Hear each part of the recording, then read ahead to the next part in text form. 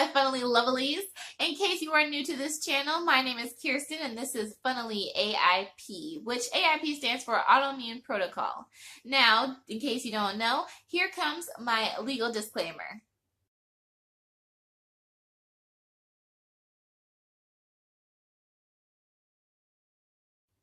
Alright, you read it? You promise not to sue me?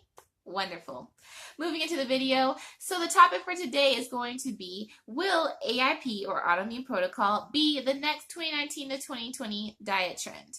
Well, in my personal opinion, though I'm not a medical professional, as I just laid out in my disclaimer, I think it might be.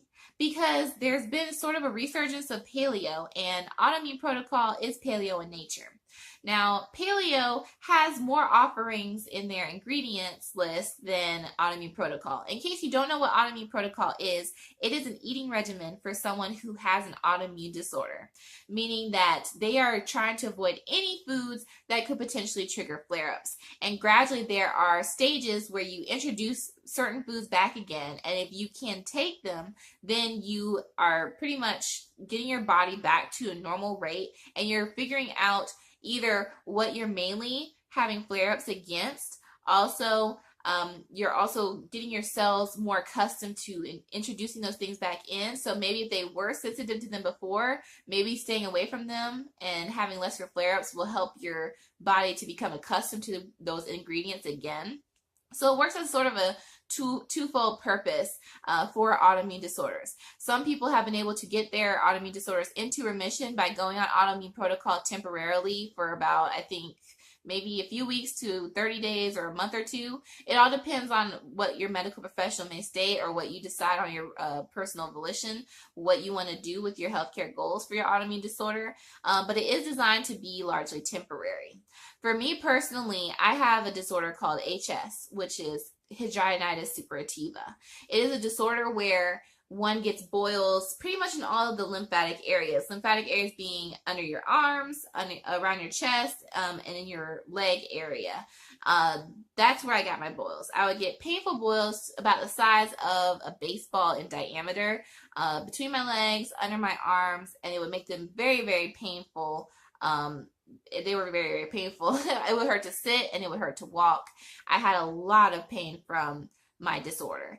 And of course, it was not diagnosed by any real physician. No one actually specifically named it. I had to self-diagnose.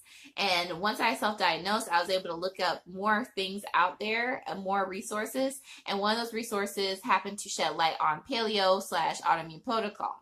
Now, I have other friends that have various disorders as well, and they told me a little bit more about Autoimmune Protocol and the things you have to avoid. Things you have to avoid are grains, you have to avoid seeds, you have to avoid nuts, you have to avoid oils from those things, from both seeds and from nuts like peanuts. Let's see. You also have to avoid grain-fed meats, farmed fish. You have to avoid, like I said, grains, I think legumes like beans. There's a very long list of things that you have to avoid when it comes to Autoimmune Protocol, but they can be very worth it if you are trying to get your flare-ups into remission, and it is recommended by a lot of different doctors for people who have different disorders that are affecting them and are affecting their day-to-day life. For me, it was affecting my day-to-day life. Unfortunately, I did not receive any recommendations from a doctor. I went to about half a dozen doctors, and the only one that came close was my last one, who said I had a form of folliculitis, but he was largely discriminating against my weight, told me to lose weight, and it would go away. That didn't happen until many, many years later, but that happened because of Autoimmune Protocol. I was on Autoimmune Protocol for about 1.5 to 2 years, and within that time period, I lost 125 pounds. My heaviest weight was 325 pounds, actually, and my thinnest was 200. My size at 325 pounds was size 26, 28, and my thinnest was size 10, 12. I have since gained about 55 pounds of that back.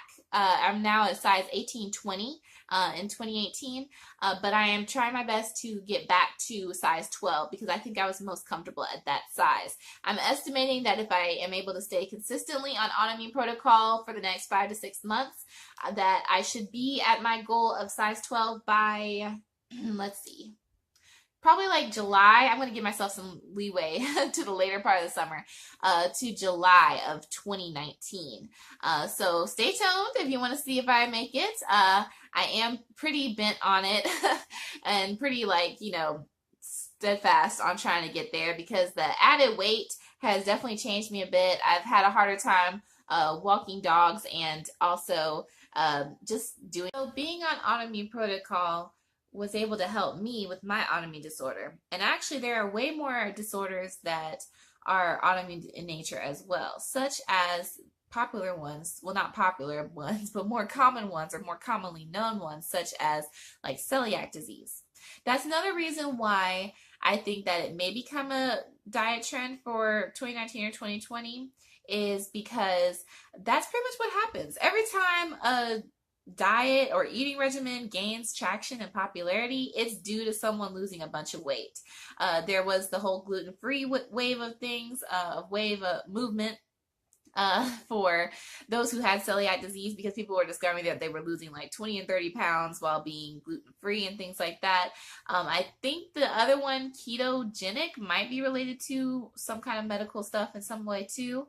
And then also Whole30, of course. Whole30 is sort of like autoimmune protocol a little bit too, although I think they may allow more, and of course they exclude baked goods on their eating regimen.